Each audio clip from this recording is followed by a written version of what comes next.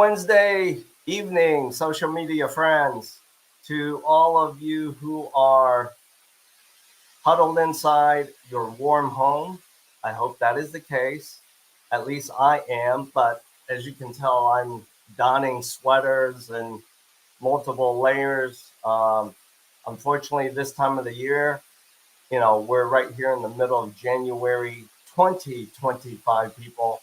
We're kind of, as I said to my wife tonight, as we were walking back home with our dogs, I said to her, I'm like, honey, I think we're paying the price for the nice fall and the early winter. So with all of that said, welcome to this first episode of Real Living in Bolingbrook. We're so glad that you're here. In tonight's episode, I've got a special guest, everyone. I've got a special guest where if you are baby boomer parents with adult children who is finishing their higher education goals, or maybe you have adult children who will be starting that journey, this guest is someone you absolutely want to know and hear later on in tonight's episode. But before we bring him into the studio, let me bring my co-host, Greg Vandenbrook, into tonight's conversation. Hello, Greg. Hey, Bill, how are you? I'm doing good. How did you like that short video I played of you walking in your backyard with your creek, right? Didn't you like that? That's pretty good. That's about right. Yeah. And as you're dressing warm too, I got my sweatshirt on and it's freezing cold out there. It is. It is. So people, stay safe. You probably have heard this before. If you're friends of Greg, your clients, social media connections of Greg, you probably know this because I think Greg dropped some useful advice and information, and that is keep your home warm. Try not to let your water supply lines, your pipes freeze. And the reason I will add to that, people, is because 12 months ago, yours truly had to deal with that. It was not fun. Oh, gosh. It absolutely was not fun. It happened, guess what, Greg? It happened literally at 11:45 at night. And my wife was upstairs getting ready for bed. And the next thing I remember was, there was a thump, right? Oh.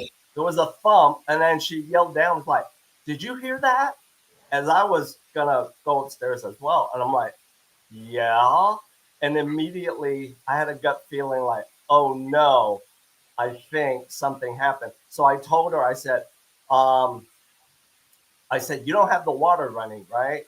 And she said, no. So immediately I ran down to the basement. And thank God my plumber showed me how to do this multiple times when he did service calls. And that is, people, you got to know where your main water main is, your main water valve is. Why? Because you got to know how to turn it off.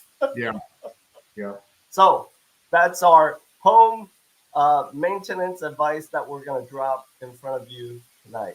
So, Greg, why don't you lead us off in tonight's episode talking about sharing your mojo, your expert knowledge as to what's the going on real estate market there in Bolingbrook and what's happening. Yeah, and before I do, I would say that, my furnaces here in my house are running all the time, but I blame it on my dog that wants to go outside every 2 minutes. And it's opening the door, closing the door. And sometimes I open the door and he just sits there and he won't come in. So I'm like, get in here. So, I have some information, but before we do, today is January 15th. If you are selling your house and you still have your Christmas decorations up, get them down. Yeah. Everyone is done with Christmas. Even though it looks beautiful, everyone's done with it. Take them down, pack them away. It's time for a new year. Yeah. So before I get into Bolingbrook, I was taking a look at some interesting statistics from the National Association of Realtors. And we found that this last year, 24% of all the buyers are first-time home buyers. That is down from 32%. Wow. Yeah, so first-time home buyers is decreasing. 26% of the home buyers paid cash. I believe that. Yeah. The average age for the first-time home buyer was 35, and now it is 38. So it just goes to show with the increase in prices going up, a lot of people, a lot of first-time home buyers are sitting on the sidelines. They just can't afford it. Yeah. Yeah. So in Bolingbrook, we're seeing a little bit of a turn, and I'm looking at the numbers from December, and I'm looking at the new listings that came on in December. And we had a total of 1,019 new listings come on the market. And a year prior, it was at 872. So we went from 872 on up to 119. I don't know if you can see this graph, but this is kind of how it went. And it used to be up here. Yeah. So for the last several years, it's been really coming down. Last year was our lowest point, and then it's starting to kick back up. So hopefully we can see that trend go even more. Yeah. The median sale price, though, like per square foot, when you look at this graph, Yeah. it goes parabolic. I mean, it's like straight up. And it goes from pre-pandemic in 2019 at $124 in Bolingbrook per square foot, all the way up to now it's $195 per square foot. Wow. So, boom, yeah, right up. And last month, the month prior, it actually ticked up another $1, so it's still going up. Yeah. Closed sales pre-pandemic, we were at 1,035 closed sales, and last month we were at 741. So again, just shows you the big drop in volume. So we could be at passing the bottom, and maybe we're on the right trajectory. You know, I'd like to see, we need a lot more homes on the market. We need more sales. Prices, though, are still going up. So I don't know what that's going to do with the market. Yeah. As I loaded up into our live stream tonight, yeah, this visual aid here, this chart certainly supports all and everything that you shared. As I look at this data, Greg, what caught my interest in my eye is that the data is saying 37% of sales are over list price as of November ending month 2024, and then the percent of sales under list price was 47%. Doing the quick math, that's not a huge spread between those two numbers. Are you, as you're looking at this with me, are you under the impression then that it's almost a 50-50 shot, 50% of sales are above list price because it's multiple offer, multiple buyer situation? It's still multiple buyers, multiple offers, but what I'm also seeing is, and I tell people this, if you have a house that is difficult to sell, right, or it's in bad condition or on a bad road, now's the time to do it. We are seeing a lot of inventory that is just not very good at all. And a lot of these sellers are still way overpricing the home. So I took out a buyer. We looked at about 10 homes, and there was several of them where I'm like, hey, we can find something better than this. This is just, it's overpriced. Yeah. It's overpriced. So sellers are still shooting for the moon. And so that's what you're going to get. But if people price their home out more realistic, which some of them are, then you are going to get the multiple offers. Okay. That makes sense. That makes sense. So the next thing that I kind of glean from this is the number of days that a listing goes under contract or pending. I was very surprised. According to this data, right? It's probably averaged out amongst a pool of data. it's like 17 days. Does that seem to register with what you see on the field? Yeah, so when I look at, I get my data from InfoSparks, and when I look under market time median, it tells me it is 11 days. Okay, wow. Yeah, the Okay. average, the average was 29 days, but median was 11 days. I Yeah. don't know. So the lesson learned here that you certainly put your fingerprint on is if a real estate property is priced to sell, it will actually move very fast. If it's not, it's going to sit and linger a while, right? Yes, right, right. All right. So, audience members, you heard it from Greg. If what is in front of you is your next real estate life event that requires you to move to your next chapter, you need to sell your Bolingbrook home. The key strategy, the first strategy, beyond that of course, engaging the right real estate broker professional like Greg, is you've got to make sure it's priced right, it's priced to sell. The old cliche is, a broker can certainly, there's two types of brokers. There's one type of broker that will tell you what you want to hear, or the broker that will then say, this is what you need to know to accomplish your goal with my help. The decision is yours as to which Yeah. one you choose. And what I do when I have a listing appointment is I have an actual separate screen that's attached to my computer. Yep. We look at all the comparables in that neighborhood in the last 3 or 6 months that are similar square foot, similar amenities, and we look at the prices together. Yeah. That way, when the seller says, yeah, but I want that, it's Exactly. like, okay, what out of what sold tells you that, Right. So, it's funny. I just listed a house here in Bolingbrook for rent. It's a 4-bedroom, 4-bath home, Okay. $4,200. I saw that. It's a nice looking home. And we have a contract on it in Do less you? than a week. Wow. Yeah. It's still not marked contingent just because we're still doing the paperwork, but I understand. yeah. Good for you. I'm so glad to hear the market is moving fast. Yeah. So as we now pivot away from Greg's expert knowledge that he shared with you as to what's happening locally in Bolingbrook and current trends and so forth, let me now touch on something you should know. I'm only going to touch on it tonight. You will hear more about it in upcoming episodes, and that is this. For all of you who may be looking at a real estate life event, you are obviously facing this fork in the road, which is, well, do I continue to rent or should I find a way to buy and own my next property? And what I'm about to share with you tonight is the start of a conversation that you'll hear more about. And that is, there is now a strategy.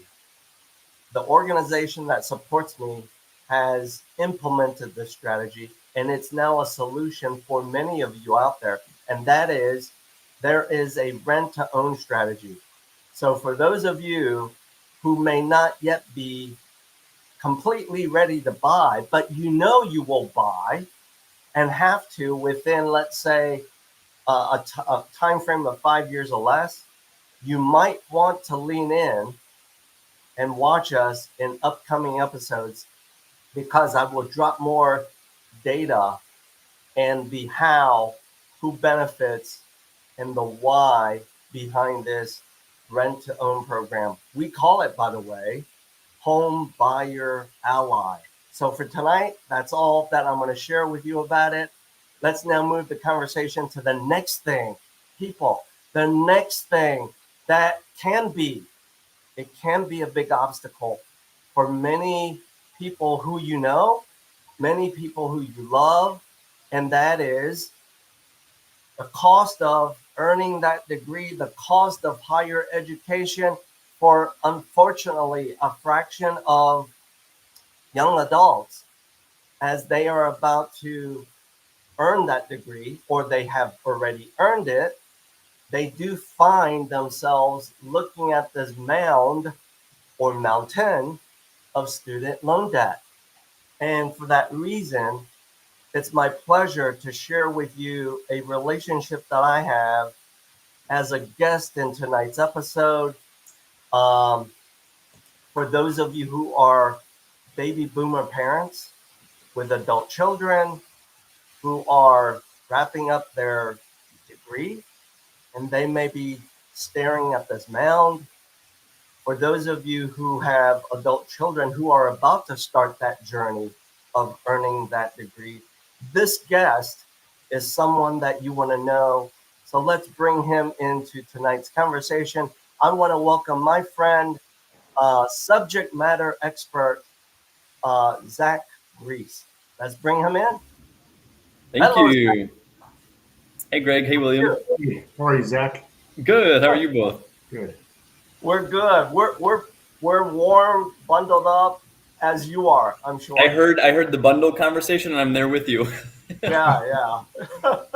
So Zach, for our friends, Greg's friends, my friends, maybe our clients and neighbors who don't know you, why don't you lead off with a simple introduction of yourself?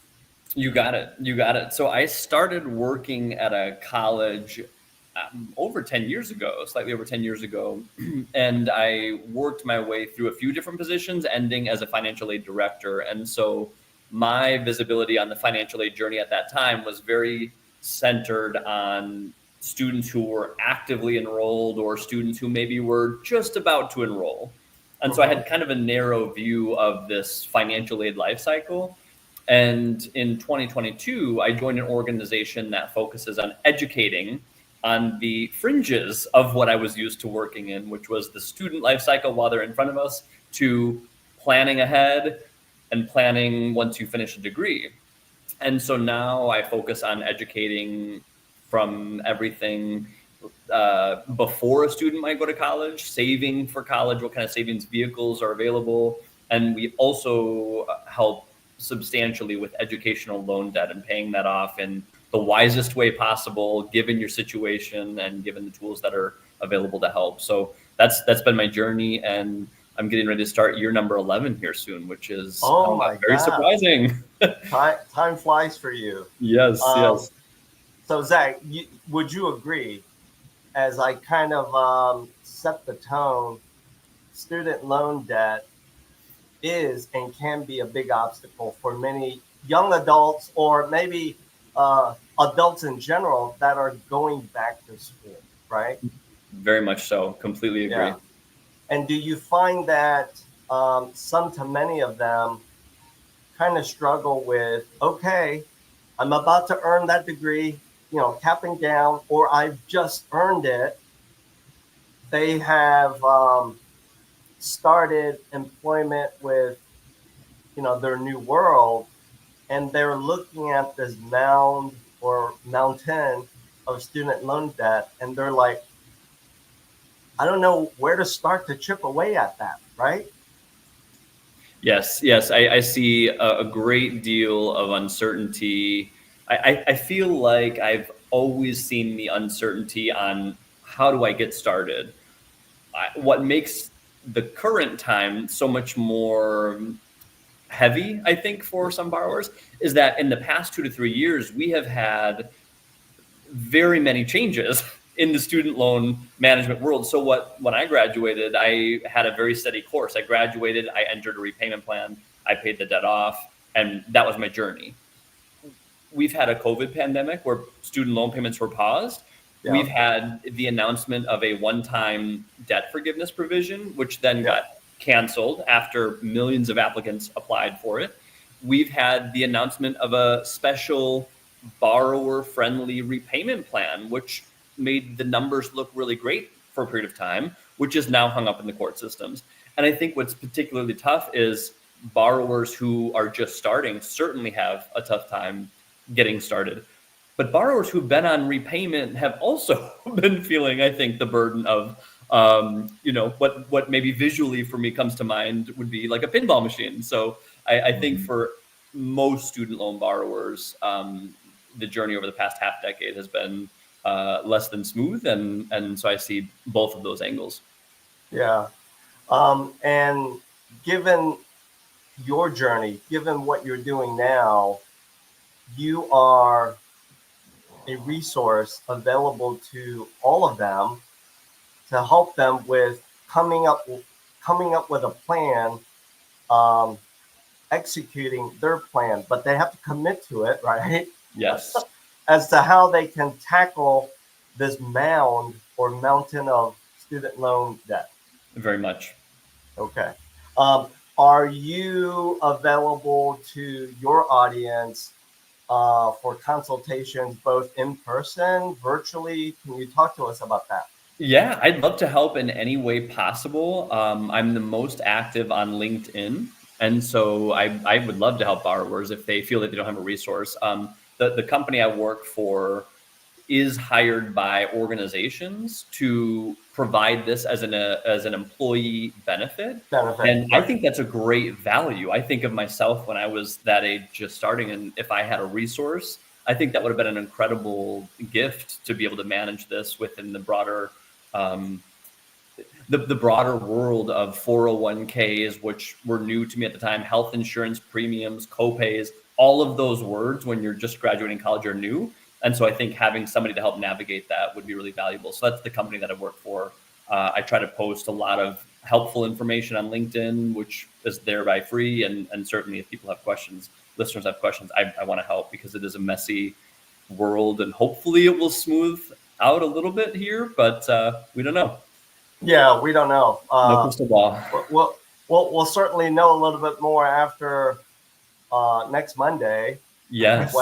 when we have a new POTUS Mm-hmm. at 1600 Pennsylvania. But things don't happen overnight. So yeah, I think it'll be interesting as to what's going to get unveiled. So as you've heard, social media friends, audience members, from our guest tonight, Zachery Gries, you can certainly find him on social media, primarily LinkedIn. Now, if you're not that resourceful, no sweat. We'll still help you. As we wrap up tonight's episode of Real Living in Bolingbrook, all you need to do, if you cannot find Zach yourself, is simply scan the QR code for Greg and or myself. We'll gladly connect you, friends, family members, and social media audience. Along the way, as you've heard already from Greg, there is a slight reduction percentage-wise of first-time home buyers. Could that be a combination of things? The cost of housing, yes, it is getting expensive, but the underlying theme is unfortunately sometimes this obstacle that Zach has talked about, which is overcoming, chipping away, retiring that student loan debt that you are facing. All of us are here as part of tonight's episode to engage you in a conversation to help you get to the outcome that you want. So as we wrap up tonight, I want to say first, a big old thank you for Zach. Thank you for showing up after hours. Absolutely. We appreciate you.